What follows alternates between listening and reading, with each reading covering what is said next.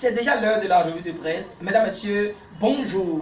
Le journal à l'honneur ce mardi 3 mars 2020, eh bien, c'est l'Écho Info avec son titre reflétant l'opinion du professeur Ibrahim Salami au sujet du parrainage. L'Écho Info retient que l'homme de droit a d'une part loué les mérites de cette disposition qui a la possibilité de mettre de côté les candidatures fantoches, mais reconnaît également que le système pose d'autres problèmes. À titre illustratif, Ibrahim Salami pense que le parrainage pourrait être un autre moyen de corruption. D'une surmanchette à une autre, le journal de Gilbert Bakou parle du positionnement sur la liste pour les communales de 2020. À Porto Novo, les progressistes du 4e arrondissement donnent le bon exemple, écrit le Canard, conscient que le tandem Amadani Pasteur montre le chemin à tous les potentiels candidats en laissant la cohésion s'ériger comme règle de conduite politique au sein de l'Union progressiste. Prochaine élection communale et municipale, l'Écho Info en manchette trouve qu'il y a de grosses difficultés pour les Choco-Choco car menacés dans leur propre fief électoral. Selon l'auteur de l'article, le Parti du Renouveau démocratique PRD de Maître Adrien Mbedi est en déliquescence, preuve que les prébendes ont eu raison des convictions. L'Écho Info n'y voit qu'une structure désarçonnée à cause du nomadisme de ses responsables. Mieux, un soutien affiché au pouvoir autocrate avec le vote de plusieurs lois scélérates et liberticides. Ce sont les errements politiques à mettre au compte du PRD, conclut le journal de Gilbert Bakou, fier que les responsables du parti ne tarderont pas à payer cash leurs errements. Le parti en rupture avec les Béninois et surtout avec leur base politique, écrit l'Écho Info qui croit savoir qu'ils auront été les acteurs de leur propre malheur, interdisant l'application de la loi qui exige que les partis politiques doivent rassembler les 10% des taux de votants au niveau national avant la validation des sièges. Le PRD est dans un casse-tête chinois, nous révèle l'Écho Info soufflant que le parti est en difficulté pour trouver les titulaires sur sa liste dans son propre fief.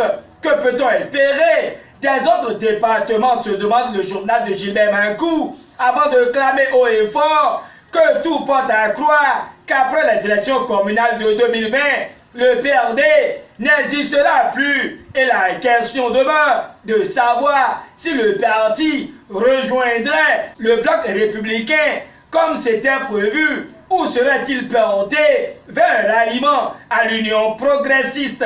Wait and see. Alors que la Cour s'apprête à donner les résultats définitifs au Togo, Agbeyome Kodjo menace de poursuivre en justice l'imprimeur béninois des bulletins de vote. Selon Agbeyome Kodjo, et rapporté par l'Écho Info, la CENI a commis un crime contre le peuple. À présent, c'est Fraternité qui s'installe et nous apprend sur le dépôt des dossiers pour les communales de 2020. La Commission électorale nationale autonome Sénat est prête, mais les partis politiques s'affairent, indique le journal de Ménotin en manchette. 0 dossier enregistré hier, précise Fraternité. Mais à côté, la cime de l'info confie que le bloc républicain et l'Union progressiste sont déjà prêts à annoncer à la Sénat leur participation. L'organisation et la méthodologie ont toujours de prix, rallonge le journal de Isaka Kochoni, dénonçant que le coronavirus envahit peu à peu le continent africain. Le Sénégal, désormais sur la liste des pays contaminés, révèle la cime de l'info avant de lancer qu'il y a urgence de contrer le mal. Sans prendre de distance, le soleil levant confie qu'un Italien a été refoulé à l'aéroport de Cotonou pour refus de contrôle afférent à la maladie de coronavirus. Le même journal nous apprend que l'honorable Rachidi Badamansi porte plainte contre Aboubakar Yaya à la Cour constitutionnelle pour propos xénophobes à Parakou. Le Béninois libéré certifie cette information et donne lecture de l'intégralité de la requête adressée à Djogbenou avec le journal de Aboubacar Takou. Nous savons également que la Société nationale des eaux du Bénin, SONEB, rend gratuit le raccordement de l'eau potable aux petites et moyennes entreprises, aussi bien aux petites et moyennes industries. Si Gilles Roumpavi est vomi par les jeunes et femmes de Souava pour les communales, selon le Béninois libéré, signalons que Charles Thiokor était hier, lundi 2 mars 2020, à Parakou, dans la première session de l'année, sans nul doute la dernière de sa mandature, et le matinal rapporte que c'était une occasion pour le maire de la cité des Kobourou de faire officiellement ses adieux en attendant les élections communales et municipales du 17 mai 2020 pour la réélection de certains conseillers et le départ d'autres.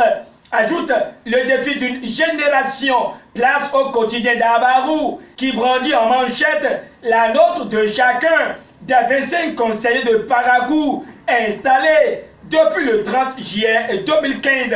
S'invitant dans le débat, la nation touche la dématérialisation de l'état civil et expose que depuis le mercredi 26 février dernier, le gouvernement a donné son accord pour la mise en place d'un système national intégré et sécurisé de sa gestion. Il s'agira d'utiliser lors de cette étape décisive la base de données normatives et biométriques issues des opérations de reconstitution d'actes de naissance ou souches effectuées à la suite du RAVIP. Ici, c'est pour affiner les données en nettoyant les éventuels doublons et tel le quotidien du service public. Terminons cette revue de presse avec un constat de GS Communication à l'hôpital El Fateh. Nous sommes bel et bien dans le 5e arrondissement de la ville de Porto Novo. Katia Konaboué et les agents menacent pour défaut de salaire et allocation impayée. Pour pallier à cet état de choses, le personnel voudrait une implication de l'État dans la gestion de ce centre de santé qui fonctionne normalement mais peine à répondre à ses charges vis-à-vis de ceux qui l'animent. Nous y reviendrons. Drame hier à Dévers, dans la commune de Dogo, un individu abat froidement un jeune homme. Mesdames, Messieurs, c'est sur cette triste note de la cime de l'info que se referme cette revue de presse que je vous remercie d'avoir suivi.